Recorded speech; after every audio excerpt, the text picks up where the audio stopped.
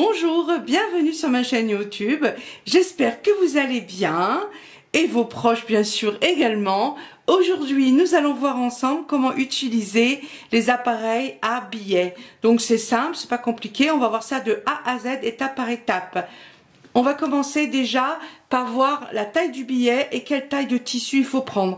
Parce que ça c'est important aussi à savoir, on ne peut pas découper du tissu n'importe comment et n'importe quelle taille des bandes comme ça. Allez, c'est parti. Alors maintenant c'est simple, derrière chaque appareil à billet, il y a une indication 25 mm et c'est ici cette taille-là. C'est cette largeur-là tout simplement, devant. Voilà, les millimètres sont devant chaque taille. Donc ici on a 25 mm, on a ici donc 18, ici on a 12 et ici on a 6 mm. Alors en ce qui concerne la largeur du tissu, il suffit de doubler la taille des millimètres là, par exemple à 25, donc ça fait 50 mm, mais on soustrait 2 mm, d'accord? On enlève 2 mm. Donc on n'a pas...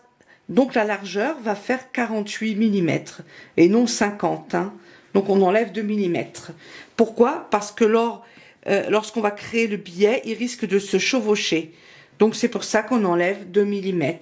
Ici par exemple, un autre exemple, 18 mm. Donc on double, ça fait 36 mm.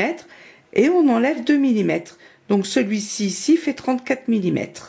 Voilà, et ainsi de suite. Vous pouvez regarder tout de suite l'image qui s'affiche avec les petits détails comme ça, que vous pouvez prendre une capture d'écran si vous avez besoin et l'avoir sous la main.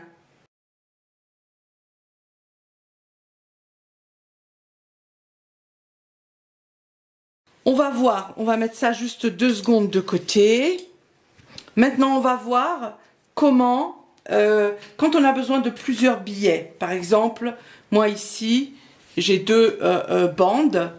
Après, si vous en voulez beaucoup, vous découpez directement comment dire, des bandes en diagonale. Mais là, a priori, moi j'ai 2 bandes, voilà, c'est comme ça, elles sont pas en diagonale. Je ne vais pas m'amuser à couper comme ça en diagonale et les mettre les unes sur les autres. Ça va peut-être donner n'importe quoi. En plus, je sais même pas comment faire pour que ce soit bien en diagonale. Est-ce que je me mets comme ça, plus, enfin bref. Pour moi, tout ça, c'était pas facile. Donc voilà, on va faire différemment. Je vais vous montrer comment que moi, je procède. Et vous pouvez procéder aussi comme ça. C'est beaucoup plus pratique. Alors bien sûr, on le met toujours l'un sur l'autre, d'accord? Et on sait que pour le billet, la couture doit être toujours en diagonale et pas droite. Ici, je voudrais avoir la largeur de la bande qu'on a. Donc je fais juste un tout petit, voilà, juste un petit repère, d'accord? Voilà, là j'ai fait un petit repère.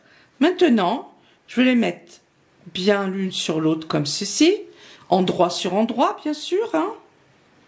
Voilà, voilà, vous allez voir, vous verrez, c'est beaucoup plus facile comme ça à coudre, à créer du billet.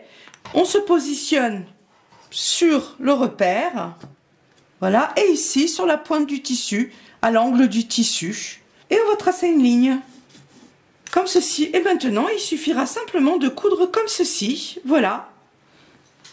Une petite couture que je vais faire tout de suite et je vous montre ça. Je ne vais pas filmer la petite couture, hein, on n'a pas... Voilà. Voilà, ça c'est cousu.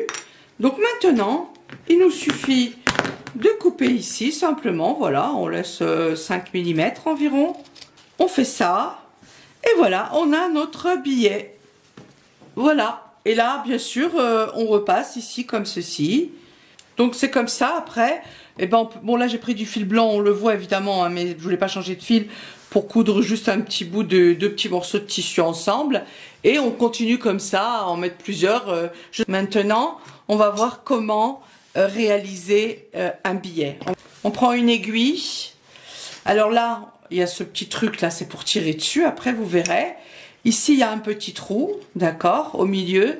Et ce trou-là, en fait, c'est pour prendre et pour pousser le tissu comme ça quand il passe pas. Alors moi, ce que je fais, je prends une aiguille assez épaisse. Voilà. Je pique le tissu en haut. On peut le piquer comme ceci, voilà. On essaie que ça tient, ça tient pas toujours, hein, c'est pas très grave. Voilà. Je le mets là comme ceci. Je pousse et hop. je le sors de l'autre côté. Et voilà. Et là, on a notre tissu qui est bien à l'intérieur. Là, il faut que ce soit bien mis sur les deux côtés. D'accord?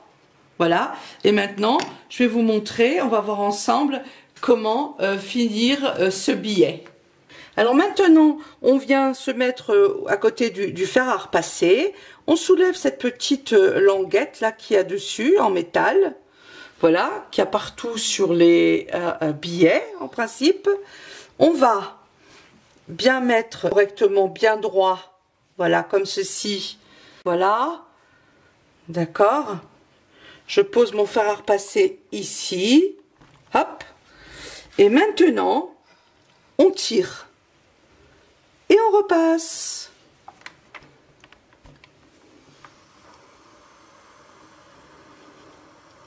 On essaye toujours que le billet soit bien droit, hein, bien sûr. Aïe, c'est bouillant.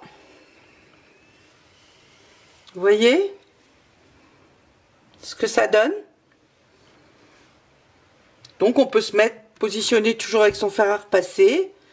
Et on peut se mettre aussi là. Comme ça.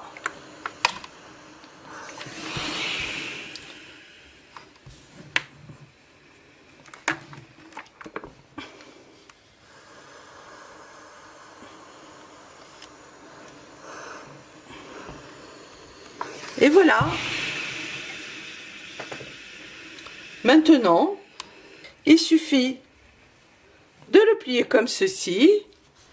D'accord ?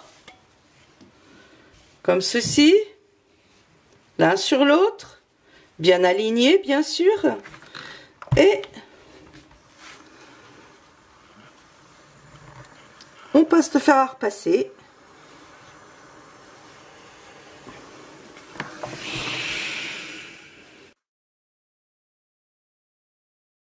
Voilà, et le tour est joué, ça prend même pas 3 minutes.